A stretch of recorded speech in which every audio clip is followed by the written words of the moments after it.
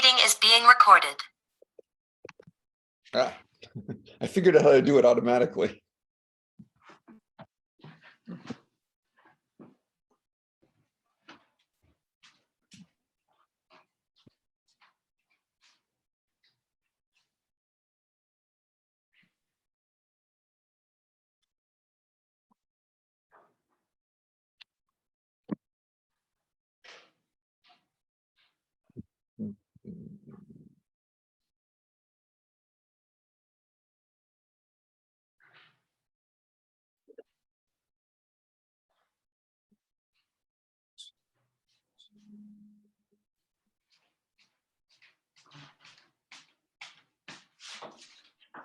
Well, we are 11:30.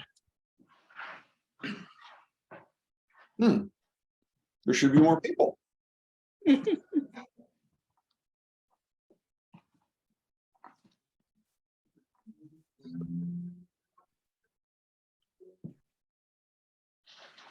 Oh, there's one more.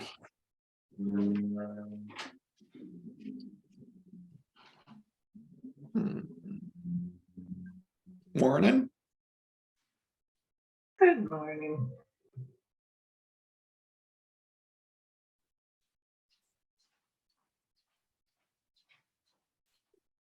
Oh, thank you.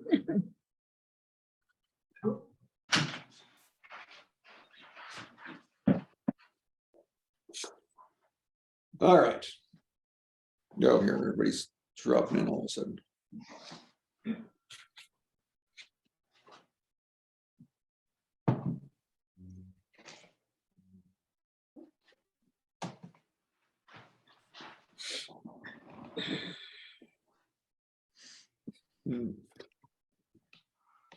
All right. So I found, well, this week's topic is it's called Fideism. So this is the theory that is traced back to Wittgenstein and his views about how to use language to talk about religious ideas. So in that context, we get the development of this idea. Fideism, it's Latin. Oh, here, let me even do the fancy version of it. Because, let's see here. There we go. So the basic idea is that faith and reason are independent thingies, and so it's not appropriate to use reason to talk about things that are faith-based, and it's not appropriate to use faith-based talk to talk about things that have to do with reason. So end up with very strict demarcations between different parts of the culture. But I mean, on the face of it, right, that much seems sort of coherent enough. The problem is with when you try to deploy this, what do you end up with? What kind of religious thinking is it you're doing? And if you're not using reason to describe it, it gets difficult to answer those kinds of questions in any kind of coherent way, which then, of course, the fideist would come back and say, well, that's the point. It's its own thing. And so it has its own language. It has to be understood on its own terms, according to its own categories, therefore. So fideism remains sort of one of the most esoteric topics that philosophy deals with in trying to teach this material to new people. Richard, isn't that really saying, well, only God knows? I mean, is it equivalent when you say it's based on faith? This is even more dramatic. Because it's saying you can't even, there's no point to trying to use reason to talk about the faith. So it's its own thing, its own system. It's kind of like in a way saying that if you're going to talk about ordinary things in the world that are reason-based, that's like speaking French. And if you're going to do something that's reason-based, that's like speaking Chinese. And the two they're different languages. And so when you're doing one, you use that language, and when you're doing the other, you use this other language. And Maybe actually, that's, Go ahead. sorry, I was gonna say, maybe that's what the Tower of Babel's all about. there you go. Faith and reason. Yeah. And Wittgenstein, the guy who came up with all of this, was very interested in language and how we used language. So I think I might have mentioned before, right? There's a kind of dynasty going on with these ideas, and they start with Wittgenstein, and sort of he's originating them, and it's sort of the first generation. And then there's a second generation that includes especially this guy, Rush Rees, was born in 1905. And then Rees had students, in particular, D.Z. Phillips, and another person who Phillips likes to talk about a lot, a guy named Peter Winch.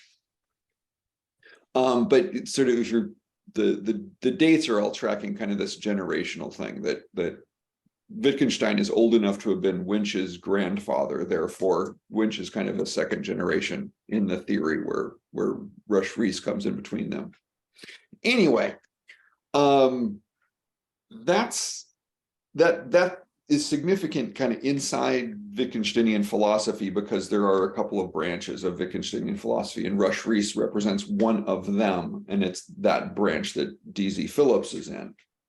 There's another branch of Wittgenstein's philosophy that actually sort of more decidedly atheistic, and that's where a guy named A.J. Ayer comes in, and probably another guy named Anthony Flew, and who gets mentioned in either the videos I'm going to show you or in the book. These people all got mentioned. So anyway, I found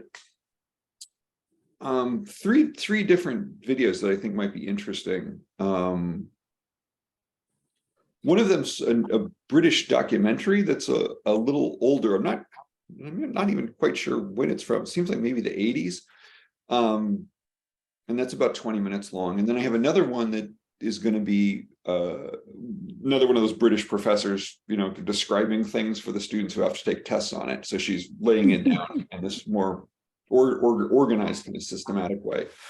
And then I found the only video I could find of D.Z. Phillips is a young scholar who convinced him to sit down for an interview in 1995. And it's not specifically about religion, because D.Z. Phillips was doing stuff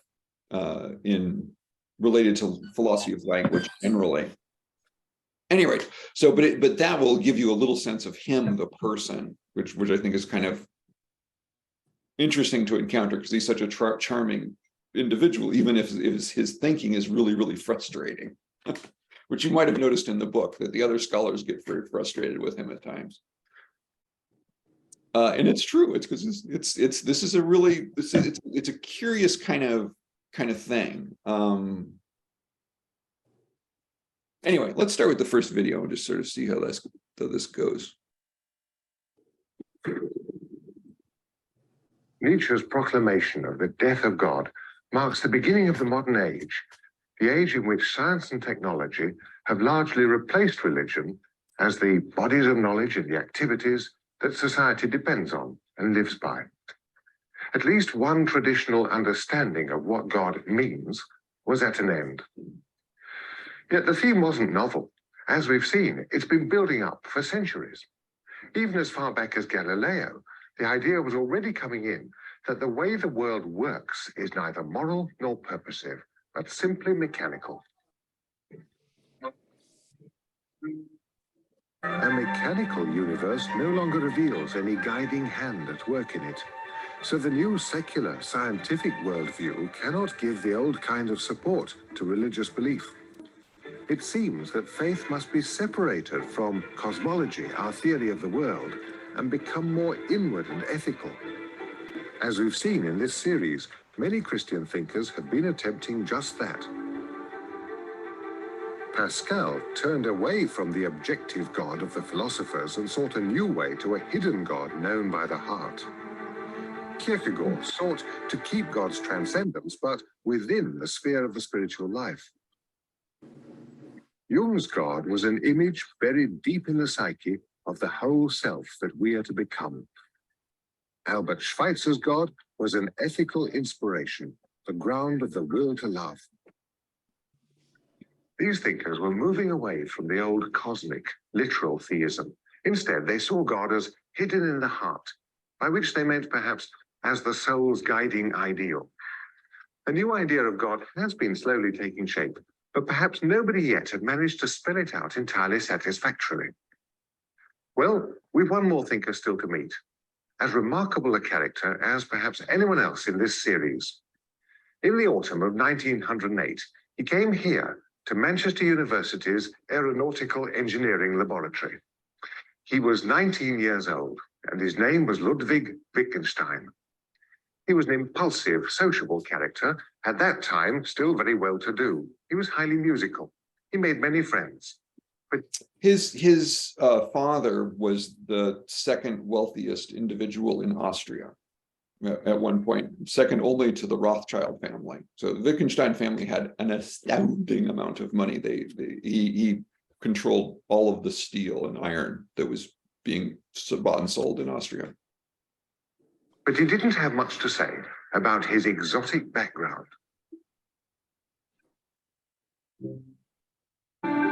Wittgenstein was a product of Vienna in the last days of the Austro-Hungarian Empire. His father was its leading steel magnate. The 9 talented children grew up in surroundings of the utmost opulence. But they belonged to a new generation which rejected this high bourgeois culture, preferring modernism in art, Puritanism in morals, and truth and simplicity in all things. This outlook shows in Wittgenstein's early choice of engineering as an honest profession. In Manchester, he designed and then began to build a jet reaction engine that would deliver the thrust at the tip of the blades. Over 30 years later, aircraft such as the Fairy Gyrodyne were built on this principle.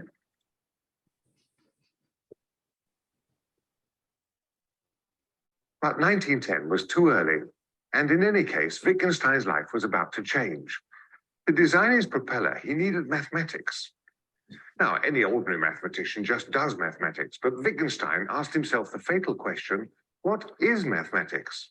Why is it so powerful? And what are numbers? By the autumn of 1911... This is how philosophers get into trouble. Ask a question like, what is mathematics? You're going to get yourself into some trouble. He found out who was the best philosopher of mathematics alive, and he simply presented himself as a student to Bertrand Russell at Cambridge. He was queer, and his notions seemed to me odd. He came to me and said, "Will you please tell me whether I am a complete idiot or not? Because if I am a complete idiot, I shall become an aeronaut. But if not, I shall become a philosopher." I told him to write me something during the vacation on some philosophical subject. After reading only one sentence, I said to him, "No, you must not become an aeronaut." Although Wittgenstein spent so many years in Cambridge, he was never at ease with the clannish, ritualistic, and enclosed side of academic life.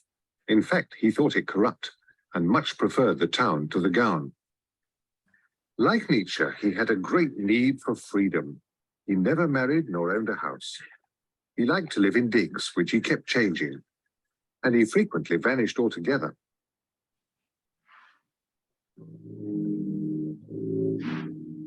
When war broke out, he volunteered for the Austrian army. Now I should have the chance to be a decent human being, for I'm standing eye to eye with death. May the spirit bring me light.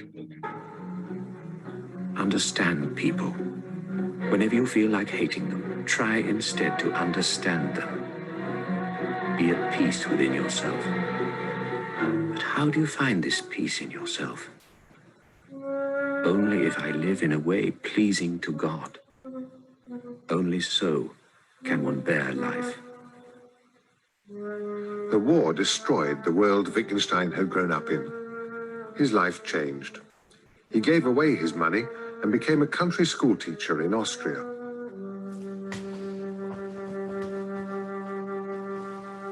At the same time, he published the Tractatus Logico-Philosophicus.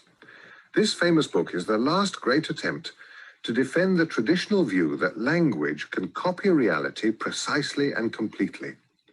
What can be said clearly. What cannot be said clearly is not in the world, and one must be silent about it. When a few years later Wittgenstein designed and built this house for his sister, he gave his teaching visible form.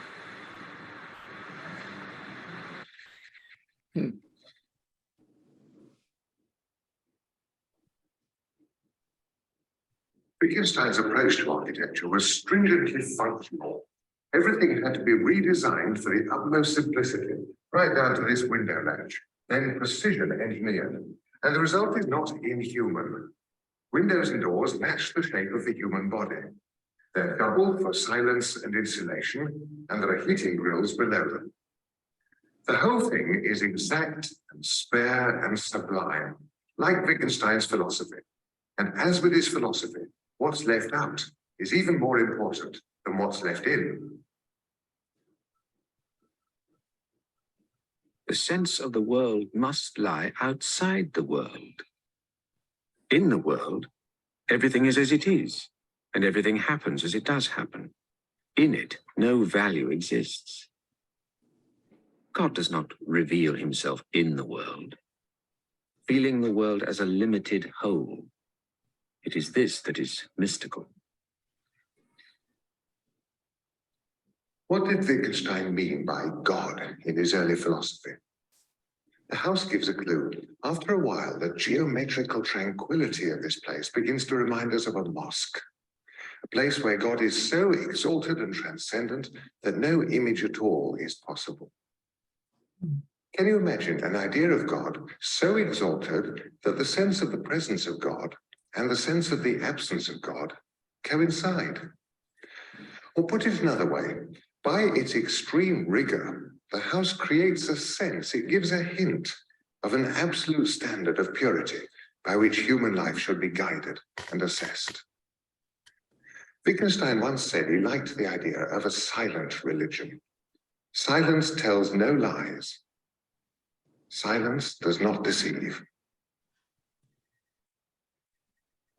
We feel that even when all possible scientific questions have been answered, the problems of life remain completely untouched. Of course, there are then no questions left, and this itself is the answer. The solution of the problem of life is seen in the vanishing of the problem. What we cannot speak about, we must pass over in silence. In 1929, 40 years old now, Wittgenstein unexpectedly reappeared in Cambridge after a 16-year absence and soon began teaching. From 1933, word went round that in his classes in Trinity College, he was developing an entirely new philosophy. The classes were held in this room at the head of K Staircase in Whewell's Court. By the window, his writing table, the shoe boxes in which his notes were stored, and the deck chair in which he habitually sat. The austerity and bareness of the room, which was his own living room as well as his teaching room, reflects his Tolstoyan personality and style of life. As each student arrived, he or she collected a wooden folding chair from the landing outside. It was unwise to be late. The class met twice a week for a grueling 2-hour session. We know Wittgenstein planned these sessions carefully because the published students' notes of them tally with his own unpublished manuscripts. But during the class, Wittgenstein thought aloud and occasionally terrified the students by questioning them. What is philosophy? Here's an example. Every day we ask each other the time and answer without any hesitation. But suppose one day we ask ourselves, what is time? Now we suddenly seem to be landed with a genuine classical philosophical problem, a very difficult one. Wittgenstein says that these problems arise through a disease of language. A myth has held us captive. We're caught up in the idea that words are names and that the meaning of a word is the thing that it stands for. And then we start investigating what that thing can possibly be. Wittgenstein himself held such a view, but now he was trying to shake it off. Instead, he asks us to see words as doing jobs. Words are tools of many different kinds. Words are like chess pieces. The meaning of a piece is its powers, the part it can play in furthering the game. Well, all language is like that. We play games with language.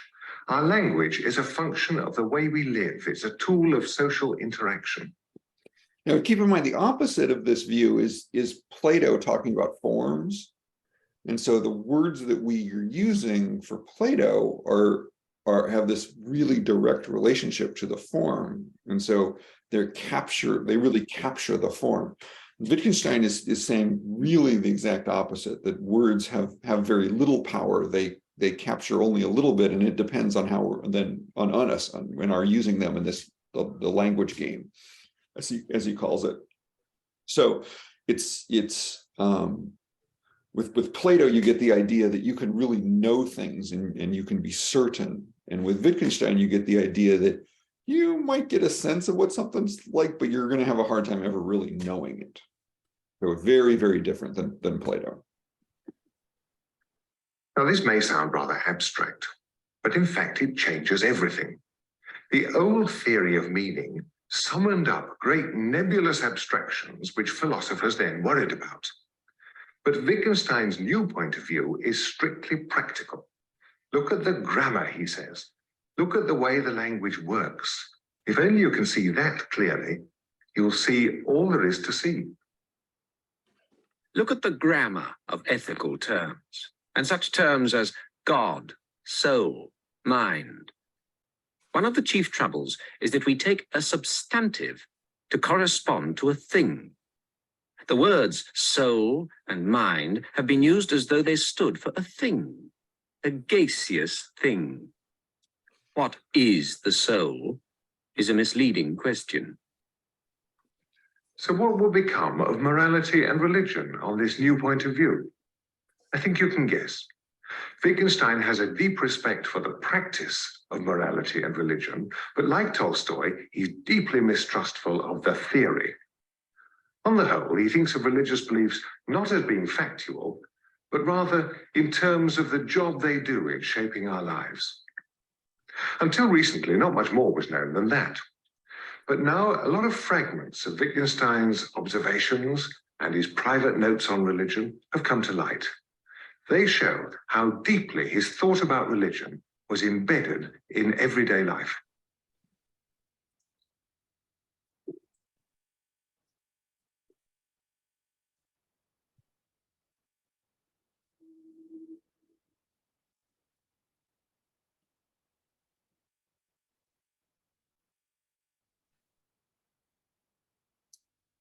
One of my pupils, on my advice, has gone to work at Woolworths. Now, that is the sort of thing you should do. Try and get a job in some large store where you will meet ordinary people. What is the use of studying philosophy if all that it does for you is to enable you to talk with some plausibility about some abstruse questions of logic, etc., and if it does not improve your thinking about the important questions of everyday life?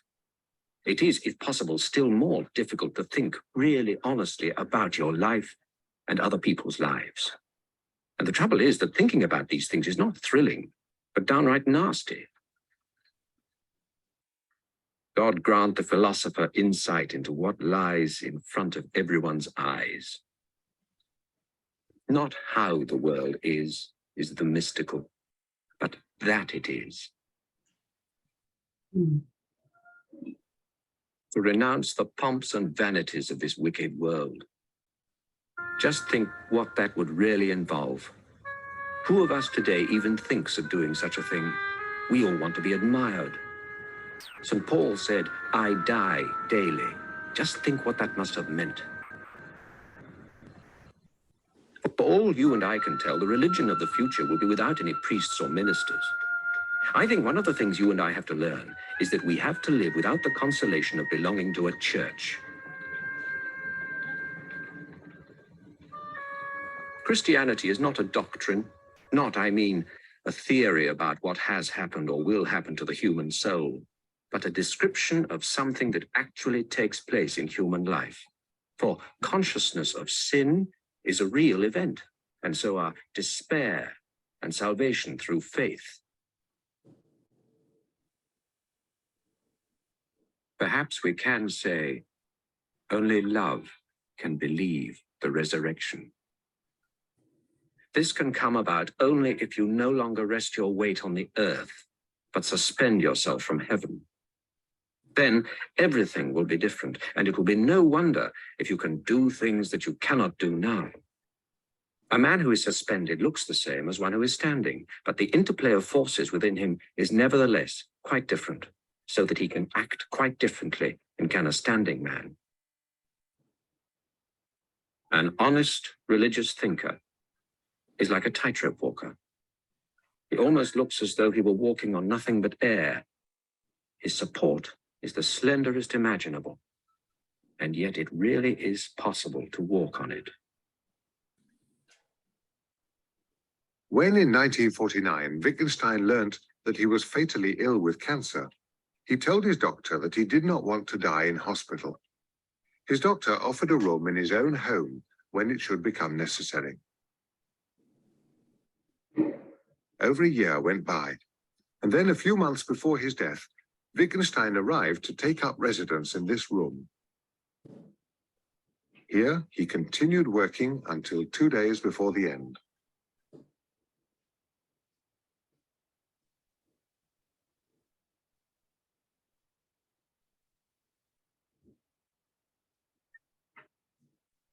Wittgenstein, like Nietzsche, was a solitary, passionate, and compelling figure. Both of them were tormented by the ultimate questions of life. Nietzsche broke his mind trying to force a new way through them. Wittgenstein took a different route. He sought a cure. 30 years before, he'd written that the answer to the riddle of life lies in the disappearance of the question. So he patiently unravels our illusions and forces us to return to the ethical reality of the everyday. When we see that our common life is all, that realization is religion. Wittgenstein's point of view is very down to earth and very agnostic. All we can see clearly is the way our language works in the games we play. So we can see how belief in God works and how it ought to shape our lives. But then we must stop at that. To this day, many people find this new point of view unnerving. Wittgenstein's so clear that belief in God requires conversion of life, truthfulness, inner integrity. He's equally clear that that's all there is to be said. We must be cured of the old speculative metaphysical impulse. So what would you call him? Would you say this is religious agnosticism? Or a mysticism of the everyday? Or simply that it is and always was just the truth of the matter?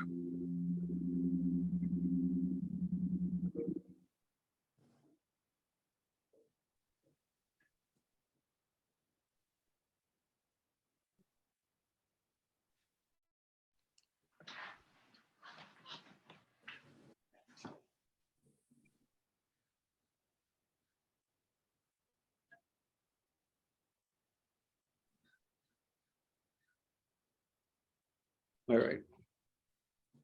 So did any of that make any sense? It's the first time, oh, sorry. No, go ahead. It's the first time that I feel that at least someone is practical. Mm-hmm. And that appeals to me.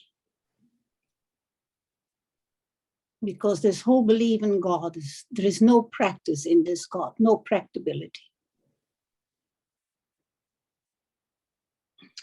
My thought was what I've read from some writers. This is more down to earth on Protestantism, where I forgot now who it was, like Joseph Campbell or something. They're saying that the traditional approach in worship or in the church service is all word-based. It's like a lecture. You go in and there is a preacher.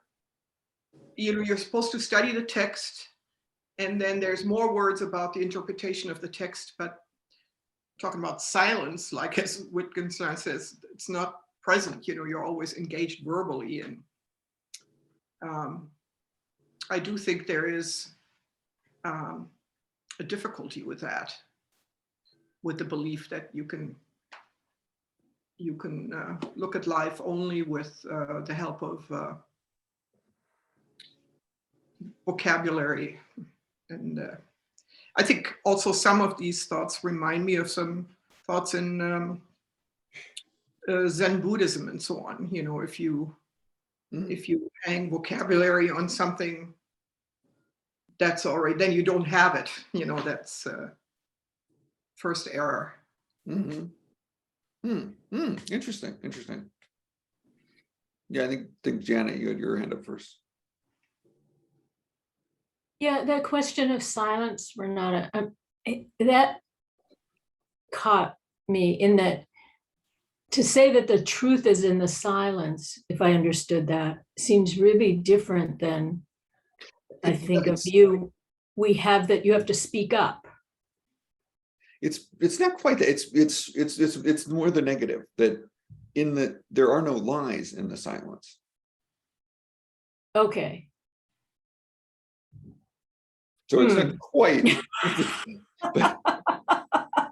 Let me think about that. There's no lies in the silence. Okay, I'll just be silent and ponder. Nina? Would that mean for, oh, sorry. Go ahead. I really liked it as a scientist. It's sort of put the two pieces where they belong for me. I used to, as a teacher, I used to tell my students that I was not challenging their belief system.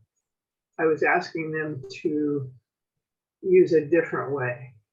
And this just seemed like that was what he was saying. Yeah. Interesting.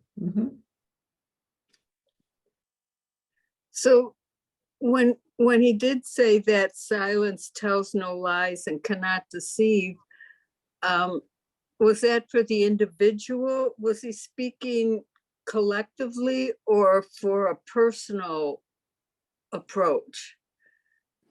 It's an interesting question. I probably collectively, because part of the point is that language is a collective thing. Oh, So he's going to emphasize that. because there is that notion in the New Testament about the kingdom being within.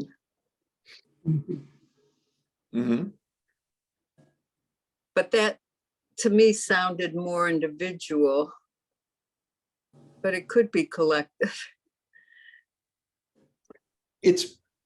Well, and if we think about, like, the Quakers have quiet services, and that's the Quakers are often a lot of them have roots in Germany, German-speaking countries. So I also think there's something cultural going on there as a result too. But that certainly the Quaker emphasis would definitely be more individual, that in the silence you're more in tune with yourself. So on the so for the practical level, it might be individual. But Then we're worried about social implications. does that then mean in the signs you find yourself, what you are all about, and there is the responsibility? Yeah, see, I'm not sure Wittgenstein would say that, but I do think the Quakers would say that.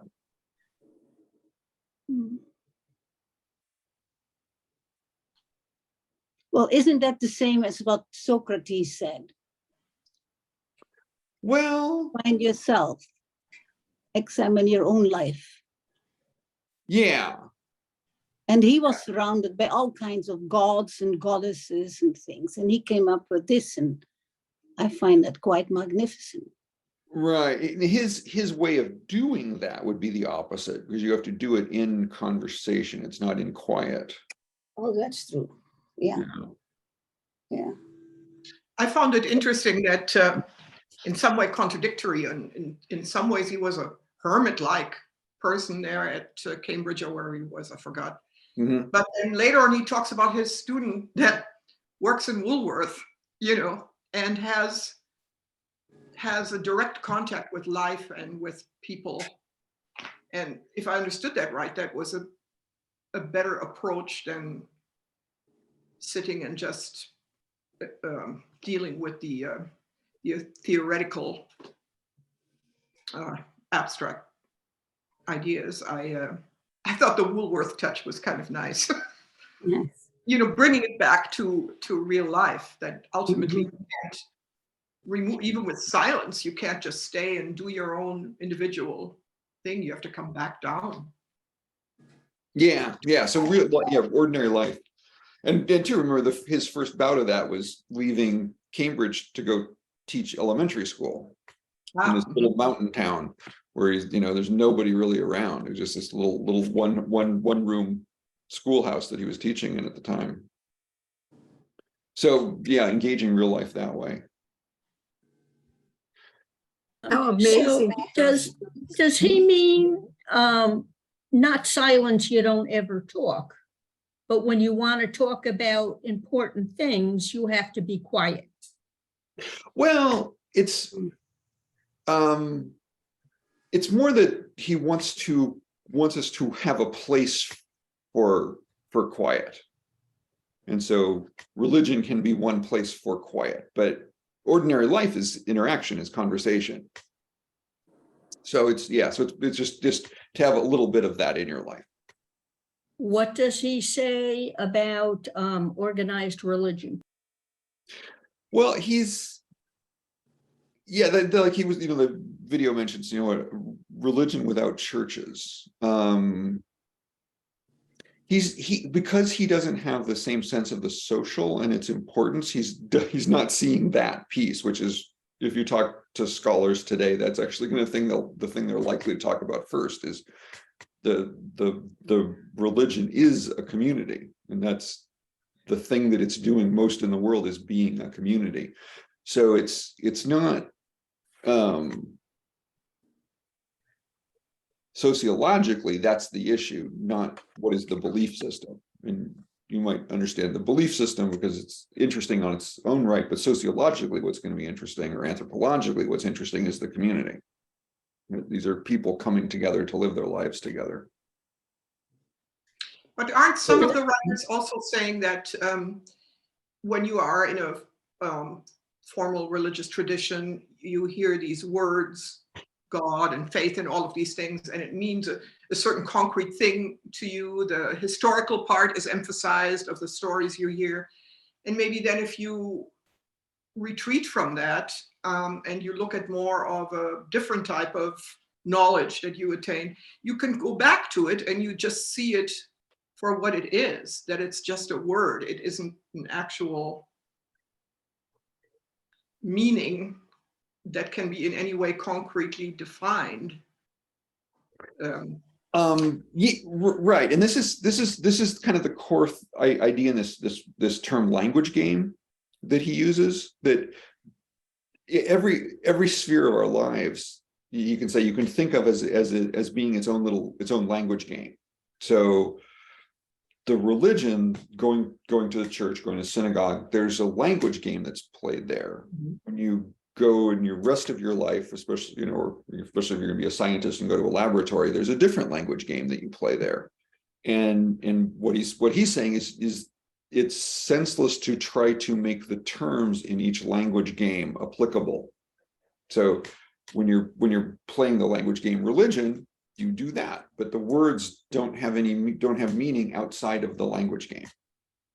Oh, that kind of makes more sense to me. Okay, yeah, you can't take the word soul out of the language game, bring it into a scientific conversation. You just think, no, that's just nonsense. You can't, they're different language games, different Chinese and Italian, you know, they don't talk to each other. There's different things. Okay, because I remember being perplexed about the use of creatures for humans, because I had never Hmm. heard that language game. That's a yeah, theology language game in particular. Okay, well, let me try some of the technical stuff with this other video. Let's see. There we go. That's going to be this one here. To have a think about them and jot down some of your ideas in response to them in preparation for your next lesson. So far in this mini-series, we've looked at whether religious language is cognitive, that is, factual, or non-cognitive, language that's not intended to be taken literally. If you remember, both Aya and Flew dismissed religious language as being meaningless. Both atheist students of Wittgenstein. Because they assumed that the statements believers make are cognitive. As such, they fail to stand up to logical scrutiny, and they cannot be verified or falsified. Both Aya and Flew had a realist approach to language. Realism is about what's real. When it comes to describing objects or talking about something, there is a truth which can be established. This means that it ought to be possible to establish who's correct and who is incorrect. Either the ball is red or the ball is blue.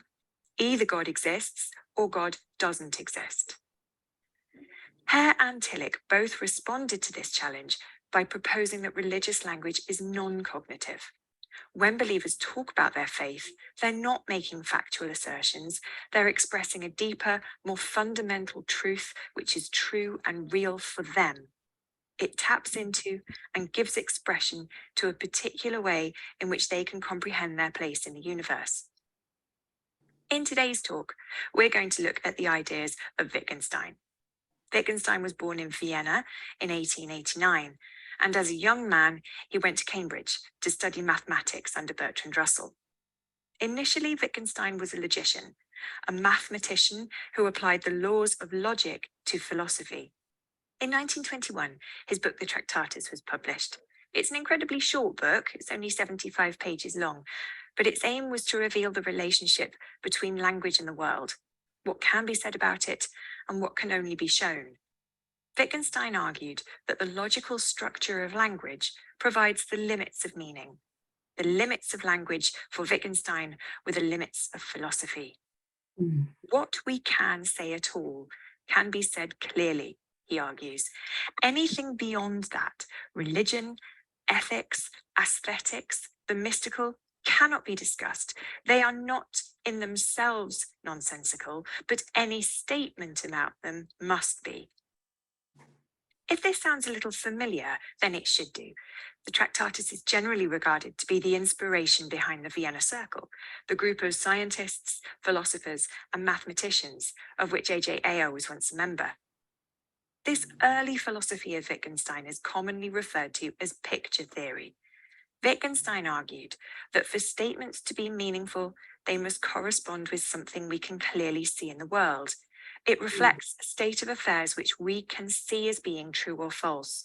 So statements like, the cat is on the mat, or there's a squirrel in the tree, are meaningful because they paint a picture of a possible state of affairs which corresponds to the world. For this early Wittgenstein, the world is made of atoms, and reality is composed of those atoms, and so our language is restricted to the number of possible ways in which those atoms can be arranged. To go beyond the physical is to stray into the nonsensical. Of course, we've seen this approach reflected in the logical positivism of Ayer, and we've already considered its problems and its limitations. However, perhaps its biggest critic was Wittgenstein himself. Just 10 years after the Tractatus was published, Wittgenstein began to change his mind. However, it wasn't until his later book, Philosophical Investigations was published posthumously in 1953, that his new philosophy was fully revealed, standing in direct contrast to his strictly logical, cognitive approach which had come before.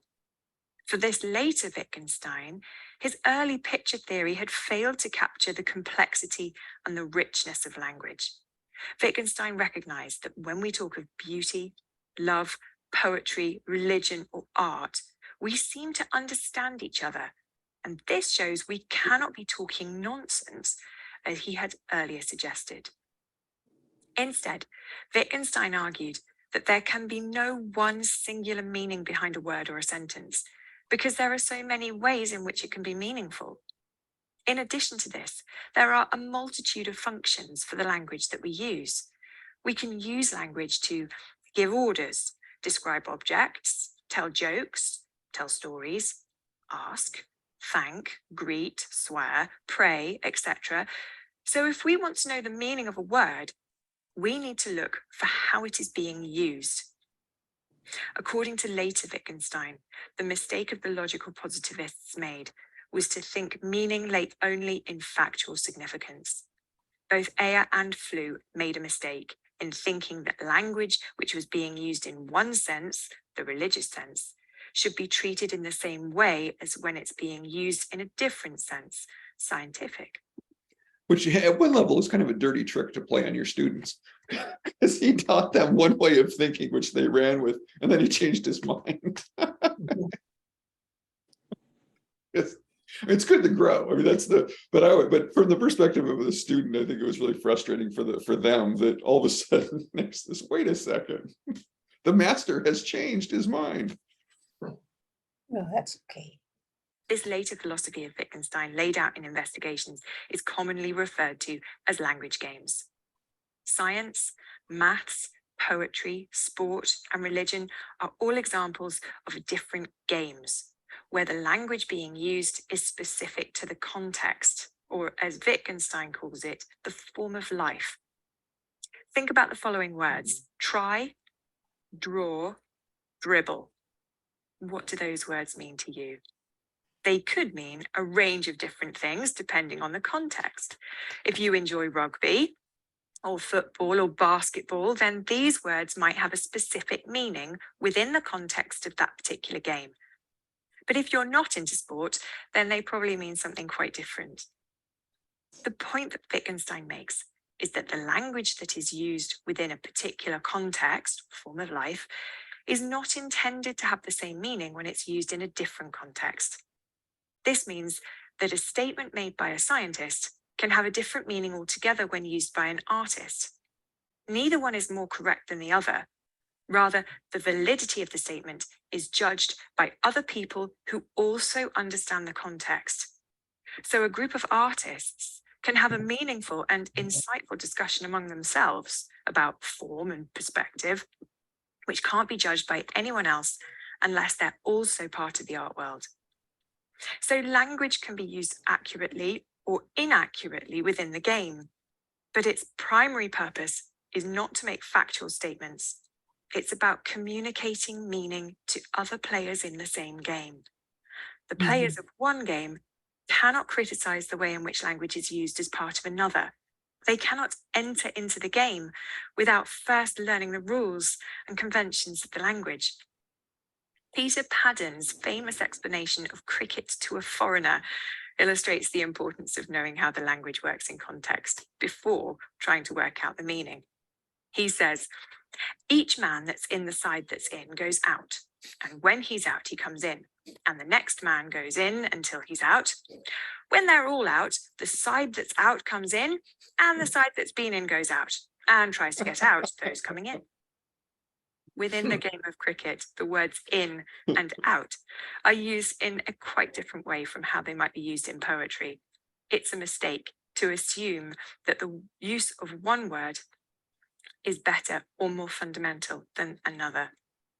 If we want to know the meaning of a word or the meaning of language, we should look at how it's used. As Wittgenstein called it, meaning is use. So as far as religious language goes, Wittgenstein was suggesting that it's meaningful when understood within the context of religion, within the context of its own game. Those who don't play the game cannot understand the context in which the language is being used, and so they're not in a position where they're able to judge its coherence. They can't say whether the language has meaning or not because they don't play the game. Outsiders who hear the language will not understand it, and they're likely to make a category mistake in presuming that the meaning is the same as when it's used in a different game. So when the logical positivists and the early Wittgenstein argued that it's nonsensical to talk of God existing, the later Wittgenstein would say that the word existence is being used in a different way to the way it's used when we talk about squirrels in trees. And unless you too are a believer, you cannot comprehend the true meaning of the term God exists. The logical positivists adopt a realist position. You may have wondered why I place so much emphasis on what realists are claiming. Realism is about what's real. When it comes to describing objects or talking about something, there's a truth which can be established. But what Wittgenstein is proposing is an anti-realist view of God and religion. Yep. Peter Vardy, in his 1995 book, The Puzzle of God, says, the truth of an anti-realist claim is based on coherence. God exists is true not because the word God refers to an everlasting being or a timeless substance, but rather because the phrase God exists has a use and a purpose within the form of life of a believing community. According to Wittgenstein's language game theory, when a religious believer says God exists, they are confirming their belief in God as a reality in their life. It's a declaration of faith. Unless you're a believer, you can't understand what this means. It comes down to a particular way in which you perceive the world. You're not just seeing things, you are seeing as, depending on your perspective, the form of life to which you belong. I may see a hodgepodge collection of mismatched shapes.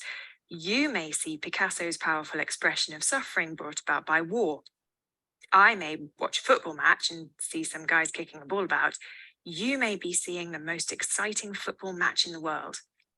I may see an unmade bed. You may see Tracy Emin's modern masterpiece. I may see a duck. You may see a rabbit. The point is, neither of us is right or wrong. We're simply operating within different forms of life, which in turn influence the way in which we interpret our experiences. However, those different ways of seeing things can have a profound impact on the way in which we interpret our entire life. Suppose someone were a believer and said, I believe in a last judgment. And I said, well, I'm not so sure. Possibly.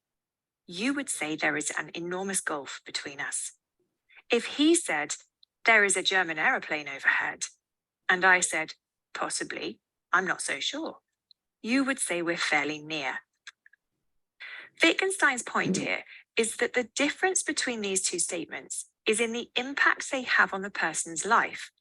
The prospect of a last judgment will have much more bearing on the life of a believer than the observation of an aeroplane. The response of possibly to the idea that the aeroplane is German is appropriate. The same response to the idea of last judgment is not. It's of infinite significance to the believer. It's not just something we'll be able to verify at some stage. It has an impact on the whole life of the person. To treat those two statements as equivalent is to make what Wittgenstein calls a category mistake. They're clearly not using the language in the same sense. So what are we saying?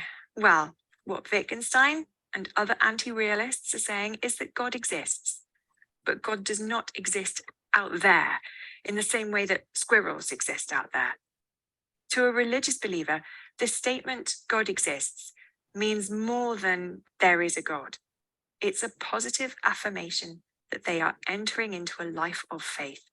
Again, this isn't the first time we've considered this kind of idea. In the episode on myth and symbol, I mentioned D.Z. Phillips, who said in his 1970 book, Death and Immortality, that the term eternal life should not be understood in terms of living forever, but as expressing a quality of existence achievable in the present. Phillips, along with Stuart Sutherland, argues that biblical references to eternal life are not intended to be understood as more life after death, but instead should be understood as a quality of existence. The human experience is not about securing a place in heaven, but about establishing the kingdom of God on earth. It's about striving to achieve our potential as moral beings. Therefore, being in the kingdom is not a physical reference at all. It means adopting the correct moral attitude. Luke 17:21 says, "Nor will people say, 'Here it is,' or 'There it is,' because the kingdom of God is within you." D.Z. Phillips here is presenting the idea of the kingdom of God from an anti-realist perspective. The kingdom of God is a present reality, a moral attitude adopted by those who choose to live their life according to the ideals of Christianity. The purpose of human existence is to work towards establishing the kind of world where all humans can flourish and can achieve their potential as moral beings. The extent to which you achieve this potential determines the value of your life. Here, Phillips is pushing back against the idea that the purpose of Christian life is to get into heaven. If heaven, God, angels, etc., have no external reality, Christianity is just one way of expressing and illustrating values which are true for me. Vardy again. God exists. God really, really, truly, truly exists. But God does not exist as a creator who is distinct from the world. He is not some being who is apart from the world and who sustains and acts in it. God is a reality within the believing community. This is rather similar to Hare's ideas about Blick's, which we looked at in my previous podcast. This is also an anti-realist perspective because it's claiming that what's she's referencing a famous analogy that Ayer came up with, where he's using a made-up word, blick, but not too. It's interesting if you want to go look at it, but we don't need to do it right here. true is true for me. It corresponds to the way in which I see the world and understand my place within it. My blick is the lens through which I interpret my experiences and the context which gives meaning to my life. What Wittgenstein does is place this within boundaries, rules of the game. This means that there are claims about God which would be rejected as false. They would be deemed false if they do not meet the criteria of coherence within the game. That is, if they break the rules of the game. So a Christian can't claim the devil is good, for example, just as a footballer can't claim to have scored a try. This ought to be regarded as a strength of language game theory. There are boundaries over the correct use of the language. Truth is relative, and the truth or falsity of claims is judged against the context, not on whether they are inherently true or false. As statements are non-cognitive and not intended to be regarded as factual, we avoid pitching conflicting claims against one another. There's no longer the idea that I am right, therefore you are wrong. Instead, once the scientist and the believer recognize that they are expressing different forms of life and are not contradicting one another, then dialogue is possible. This is perhaps crucial when we think about the creation-evolution debate.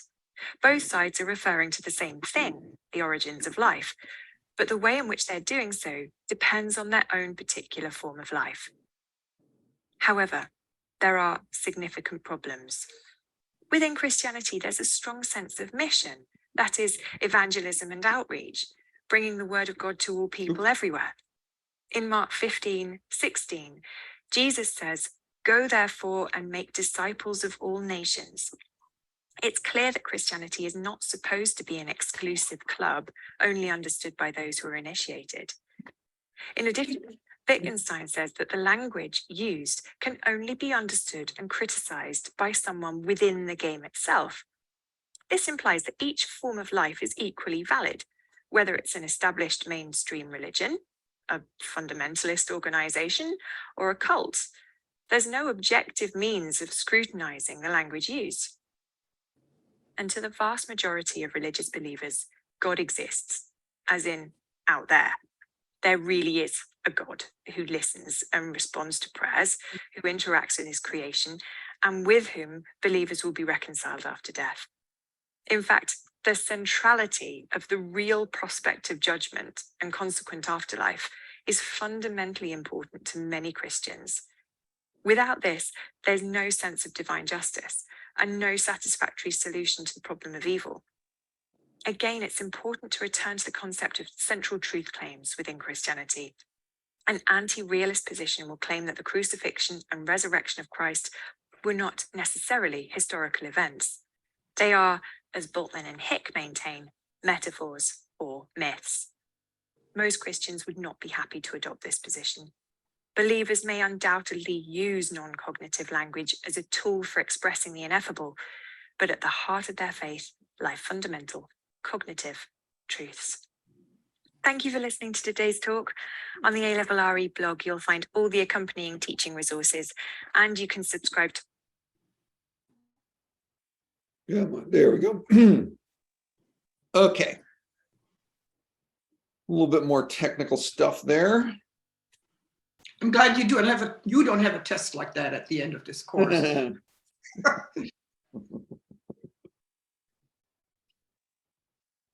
Okay. Do you feel like you're getting this? Well, I have to say, personally, I was told I have no humility.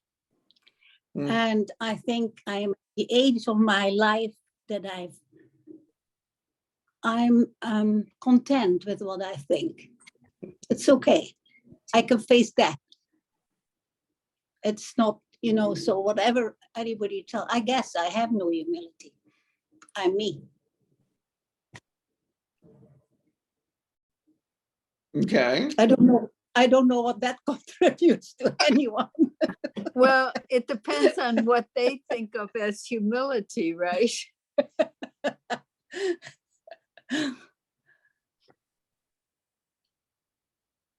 Well, I think maybe that we're all of an age too, where we have our own philosophies by which we live. Don't you think? Hopefully. I mean, no matter what anybody says, yeah, hopefully. It would be interesting to know the philosophies of people that are older. You could ask them and make a book out of it and make a lot of money. That's my practical sense. But it is fascinating, I must say. It's still interesting. Is Wittgenstein an atheist? The what? Is Wittgenstein an atheist? Well, no. Yes. It depends which language game you're playing. If you want to play a critical language game, then I think yes. But if you want to play a religious language game, then no. He does seem to. It was important to him at the end of his life that he have a priest there.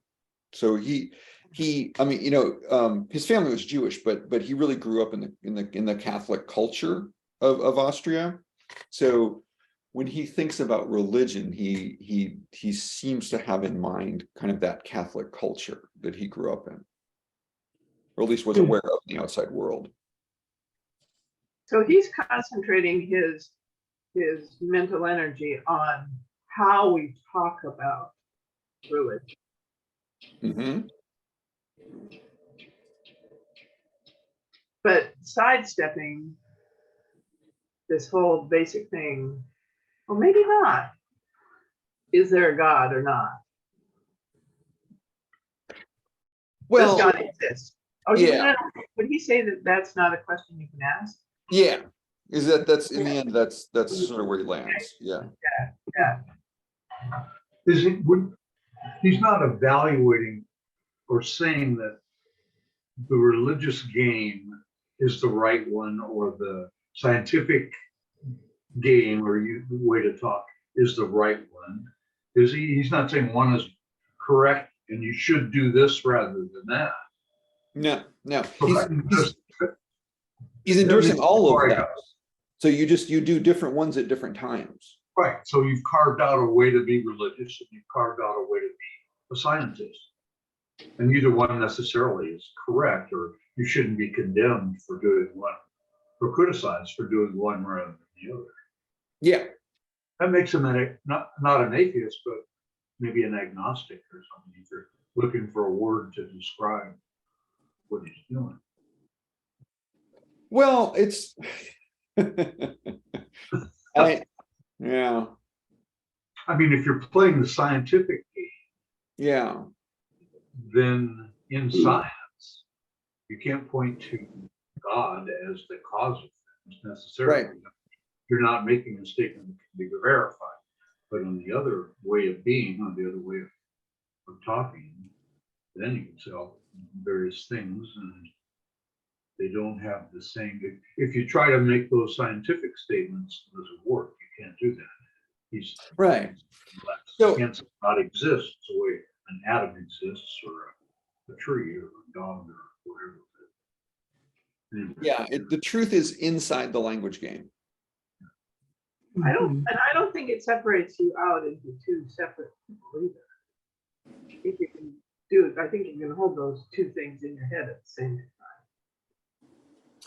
It's more that I think for him that it's think in terms of practical, that when I'm in church with other people I know from church, I'm doing that language game. If I'm at work in an engineering firm, I'm doing that language game. So it seems we get in trouble when we try to use one language inside of another. Right. Exactly. Yeah, we try to convince religious people logically, and conversely. Yeah. Right. They're different languages. That makes a lot of sense to me. The basic idea of language game is actually really useful. Wittgenstein's version of it is very hardcore literal, but just sort of as an analogy to sort of think about how we function in different sort of spheres, social spheres, and use different language in different spheres, different words and different ways of using them. That becomes a really kind of powerful observation about how culture works. But yeah, bringing it into as a way of doing philosophy, it just it's there's some people really like it, and then other people just get frustrated. I'm one of the ones that gets frustrated. But so like there's another opposite to keep in mind with Wittgenstein, that one of the other opposites is with Marx, because Marx says at one point, the point of philosophy is to change the world. Mm-hmm. And for Wittgenstein, that's not at all the case. No, the point of philosophy is entirely this sort of vague understanding thing. We're going to be clear about our language and how we use our words. But yeah, the idea that you're changing the world, and no, that's, yeah, very opposite point of view. That's also interesting because he went through the war, and did that ever change anything in him? I mean, didn't he see there was really evil in that whole thing, and wars are evil? Did he not ever mention that? Yeah, I think he definitely gives up the idea about valor and honor in war. He learned that was all, yeah, that was all a lie he was being told. Oh, okay. But he understood, which is interesting, because in a sense it's sort of like, well, it's like saying, well, there's this language game that soldiers play, and there's a point at which he recognizes that that's folly. But you have to do that from outside the language game they're playing. So so that kind of thing I find a little frustrating. I'm not sure what to do with, because he does seem at times to do that. Okay, I think I have 3 hands. So Janet, I think you had yours up first. Yeah, so, but even within the religious game, I don't realistically see that there is any agreement on God or the word atheist or the word eternal life, or so I'm not really, I mean, it's clear, it's helpful to sort of start to separate by saying, well, maybe these arguments are useless, but I don't think there is agreement on what those words mean within the game. No, At that's least a I haven't experienced that. It Yeah. becomes so individual that your game becomes one person. I mean, it's Yeah, it becomes solitaire. it's something we're more comfortable, like, sort of acknowledging and being present with, so just accepting that that's the over time, you know, because that's also part of it is a little generational, that his world would have been a more dogmatic world than ours. Okay, let's see then Renata and then Diane. Well, I don't know if I'm jumping ahead. Is D.Z. Phillips then based on Wittgenstein mostly? Yes. Can we talk about him a little bit more, bringing it back to evil? I thought it was quite interesting what the article there in the book, first of how he kind of dissects the other approaches, theodicy in general, and his criticisms, but then he goes into his own view of God, and it gets kind of complex again. So how does this relate in what we've just been talking about with Wittgenstein? Well, no, I mean, it's what you're seeing it in action, is that this what he's doing is using this way of thinking and applying it to the question of theodicy in particular. And yeah, it's I mean, I think I wanted to talk, I led you all into this more of a conversation of Wittgenstein, and just to understand what a theory of language games is, because that seemed like something I could actually teach you. Where trying to explain what Phillips is trying to say is I just feel frustrated myself. I don't feel that a lot. That's good to know, actually. I don't get it. I don't get it. I mean, I barely get what Wittgenstein is trying to do. But we just skip that chapter. Cause my general reaction to it often is I understand that this is English, and I understand all the individual words, but I do not understand the sentence. And I have that reaction to Phillips all the time when he's talking. He's very good at using English words, but I'm not sure he's constructing English sentences.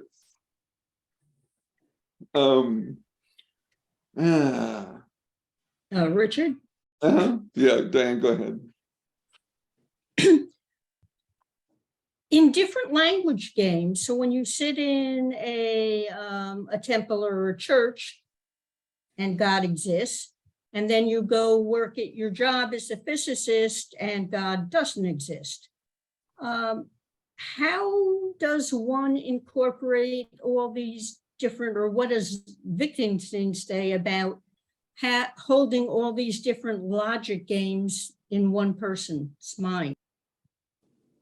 It really is this. I think that you know, sort of ways of life thing is really kind of the key. That it's when you're doing one, you do that, and when you're doing another, you do that, and it's you're not supposed even to, if they're contradictory. Yeah, well, they're not. That's what he's trying to claim, is they can't be contradictory because they're different language games. And so because they're different. So that's where you get to the internal coherence point, that to evaluate them, you have to evaluate them internally on that internal coherence. So it would be difficult, I think, to practice that language games in real life, because you'd always be changing the meaning of things. There definitely are people who do this. And because occasionally you run into someone who's, you know, a scientist, and yet they belong to a fairly conservative religion. And when, let's see, I have a specific person in mind, but I have encountered this phenomenon. So that, you know, it's just when they're in ordinary life, work life, they're a physicist, and they do the physics thing, and there is no invoking God because there's no space for that. in what physics does. But then on the weekend, they're in church and they're believers in this system that has this Christian story about sacrifice and faith and redemption, and that's what they do then. And I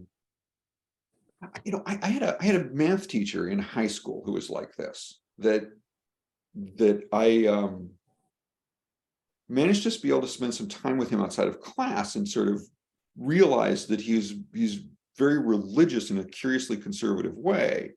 But when we're talking in class, he's a math teacher, and everything is about this orderly mathematical universe that doesn't have creators in it. And so if you just listening to him in class, I would have never had that idea, but only talking to him after class did I get that. And as a high school student, that just seemed like this weird contradiction that I had no way to know what to do with. But you get to Wittgenstein, and it's like, oh, well, that's what he's doing. He's just treating these as separate systems and not worrying about bringing them into conversation. He's keeping them intentionally apart. And that seems to be, I guess, counseling, just keep them separate. it would be difficult for me, I guess I should say. And a lot of other people. Yeah. It's a little bit, I don't know if this is, it's kind of deceiving to call it a language game. In reality, we're playing a different game, but we only have one language.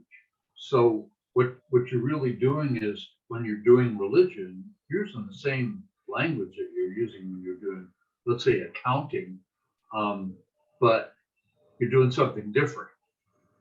You know what I mean? So, I mean, I can remember one, I was an accountant, and I remember somebody saying, a religious guy saying, well, we got this answer, this is more profitable. And so his comment was, I'm not sure that's in God's way.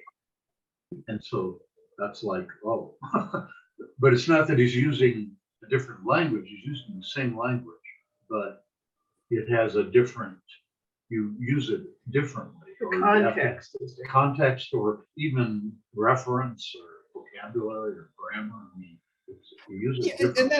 And that's just what he's picking out with by calling it a language game, is that it's more about, and yes, they're all English words, but in one context they have different references, different senses, different meanings, another context. So it's yes, that's it's difficult and confusing. Whereas if it were a game, a different game, well, it would have different rules. And you'd come to understand those rules relatively easily. well, and for him, this is actually then this is the role of philosophy, that precisely because there is this confusion, there is a role for philosophers to come in and point out, oh, the problem you're having here is you've conflated two language games. And if you take, And so that's what your colleague was doing, conflating the two language games. But it does make an Other people might be drawn into the wrong conclusion, or perhaps he could convince people that some other answer was the right answer. I mean, it's that's why you, like you say, you need this clarification, and there is room for deception and all kinds of nasty things if you don't clarify and do things honestly. It's true, because I do think it's hard for me to just not just look at these kind of language games in an equivalent way, because there's so much implication from that. Take in a contemporary sense, the beginning of life. People have different definitions of that, and ideas of that, and that might color their opinion about something like abortion or something. If you think life begins at conception, that's different than some people say heartbeat. What is heartbeat? The biologist will give you a very different definition of the beginning of life, and so on. So, but yet people feel very, very strongly about their interpretation and their use of language and the mission, the criticism that was put up there about this the missionary zeal. That is an existence too. This people going out and fighting wars about their version. Language is a dangerous thing. It can really mislead, and you can't just stay neutral about it, I would think. Yes, and I think, and Phillips and Wittgenstein, I think both would agree. And for them, that's the role of philosophy, and the value of philosophy in society is to step in and try and cool everything down. Like Phillips wrote a book called Philosophy's Cool Place. Whereas what he's trying to get at is that the point is dispassionate analysis. And if you can get people to accept that dispassionate analysis as a strategy for understanding, hopefully you do that by not inflaming passions, and therefore make more progress and not get into things like wars. So there is a socially useful side to it, as well as a social problem, in that you have a hard time criticizing things, like the professor was saying in the last video. You can criticize internally, but not externally. So anyway, Joanna. Well, her example is the religious language going over into the scientific, and if they were separate, we'd be a little better off. But I wanted to quickly say, I had the opposite experience in high school, where an Irish Catholic teacher was teaching Dante's Inferno, and she was so passionate and believed every word of what was written there, to a sea of 90% Jewish kids. We just looked at her like, what are you talking? This is just a story, but she truly believed. Oh, wow.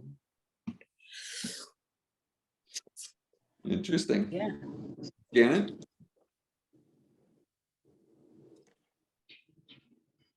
Okay, got it. So Wittgenstein moved on from picture theory. Are there philosophers who still stick with the picture theory idea that, it's just not a language? There is no language. Well, the peoples that she was mentioning, A.J. Ayers, the people in the Vienna Circle, that's generally the approach that they're taking. Okay, so that still stands. He moved on and reputed them, but there's still that body of philosophy. Yeah, it's not. It's mellowed. I mean, the first iteration of it was very, very kind of rigid and strict, and so it's mellowed a bit over time in response to those kinds of criticisms. But they're definitely, it's a whole body of philosophy. That's actually where most English language philosophy is today, is still kind of over in that direction. Okay.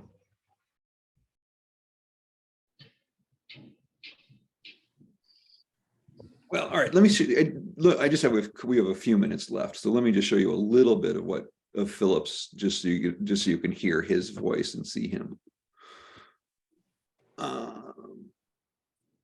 Let's see here. Gotta move this thingy out of the way. And that thingy here.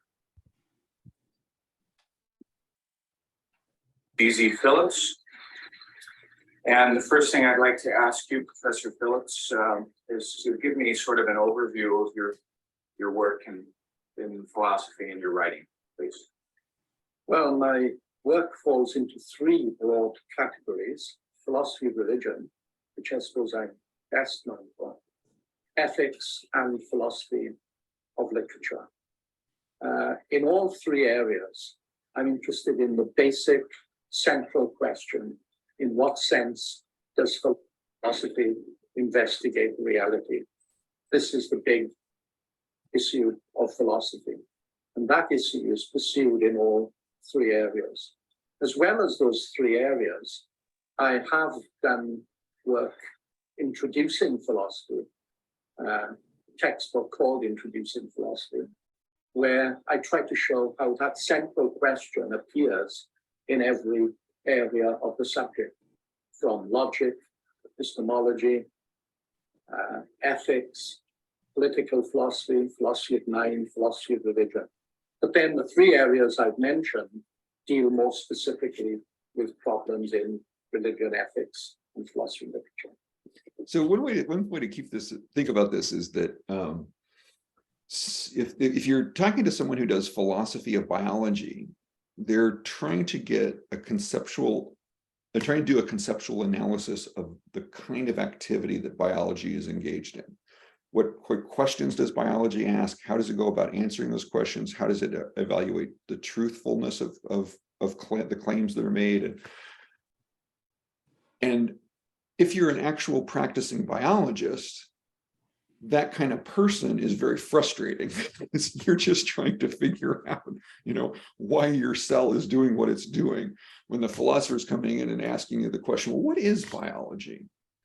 And in a sense, what Phillips is doing that makes it frustrating is that he's being a philosopher of philosophy. So where other philosophers are trying to do philosophy, the way the biologist is trying to do biology, he's coming along and asking, well, what is philosophy? And so it's sort of the wrong question because we're in the midst of doing it. But it is, in another way, the ultimate philosophical question to ask. And so that's why he can get away with asking it. And what he's pointing out is that he does that in specific. So in philosophy of religion, he is a philosopher of philosophy of religion, or philosophy of language. He is a philosopher of philosophy of language. He's not doing philosophy of language. He's doing philosophy of language. So I think that's kind of that analogy occurred to me. And I think that's kind of helpful.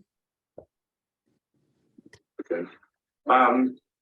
In philosophy of literature, can you give us some examples of what you've written and the purpose of those writings? Right. Well, now, going back to this central question about the nature of reality, all my work has been influenced by Wittgenstein. And he said this: the great philosophers of the past have tried to convince you that though things look different, really they're the same.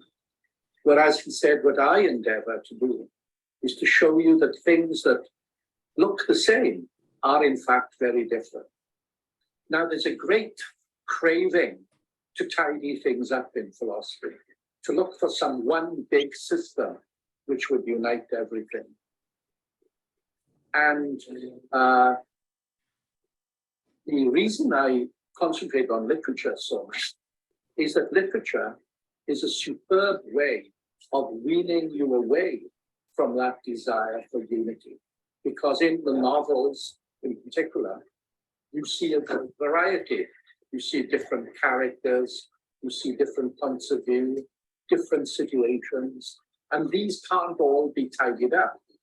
So in a book called Through a Darkening Glass, I try to contrast the tidiness of modern theory with the complexity of literature by looking at people like Edith Wharton, looking at the films of Ingmar Bergman, looking at the Faust legend, looking at moral dilemmas such as that faced Captain Vere in Melville's Billy Budd, and showing that that complexity is truer to life than the tidy theories of philosophy. Go ahead and give us an example of that, particularly in Captain Vere. Would you speak to that, please? Yes, I mean, those of you who know the story, it's the story about, and he said just one last favor before the program got underway, and he helped. This played on give up explanation and settle for description. Now, what did he mean by description? He didn't mean what the sociologist does, just going around describing practices. He meant by description, locating the role concepts play in our lives. Now, why do we need to do this? Because in philosophy, we misdescribe these concepts. We give confused accounts of them. How do we do that? Well, one way in which we do it is by giving an account of the concept in terms of other concepts which are different. A simple example, I may be told that there's a very powerful king living in a castle. The castle is on a mountain. The mountain is shrouded in clouds, so I never see the top of this mountain. No one in the village, let's say, has ever seen the top of the mountain. But you're told, A, there's a castle there, and B, that there's a very powerful king living in that castle. Now, whether I believe that depends on a prior fact. A, is there a castle there? And B, is there a king in the castle? Mm-hmm. Unless that's true, there's no point in my having a belief in the king who lives in the castle. So my belief is dependent on a prior fact that makes sense independently of my belief. My belief gets its rationale, it gets its point from that fact. Now, when we turn to religion, another of my primary interests, people argue in the same way. We must first find out whether there's a God, and only if we believe that there's a God, just as only if we believe there's a king in the castle, would any of our religious practices make sense. You have first to find out whether there's a God, and then if you believe there's a God, it would make sense, for example, to pray to him. Now, my first book was The Concept of Prayer. This was the first book, I believe, in philosophy of religion, influenced by Wittgenstein. There were articles, but I think this was the first book-length study of a central religious idea, namely prayer, influenced by Wittgenstein. Now, prayer is talking to God. That's what prayer is. And you can see how these three little words can lead us astray so easily. Talking. In what sense are you talking when you pray? Two, in what sense are you talking to someone? And third, the someone you're talking to is God. Is talking to God like talking to another human being? So we can quickly get enmeshed in the follow, give up explanation and settle for description. Kill that. Here, now, what did he mean by description? He didn't mean. There we go. Okay, went over just a little bit, but I just wanted to get you a sense of the flavor of it. But that's how he talks. So I think next week is our last week. Mm-hmm. So we'll just be doing a wrap up of the book, and we'll talk about some of the things in the conclusion that it has, and a little bit about the pastoral stuff it gets into, and then try to wrap up any other questions, lingering questions from the past. Janet. Yeah, I mean, one thing I've been trying to keep track of during the class are it's kind of like a short list of the answer to the problem. So could we just could you at some point maybe just say, here's like 5 main ideas of, regardless of the people. I mean, like free will, or it's to make us suffer, make us better, or forget something like that. Because I just feel like I've missed the main ideas. Okay.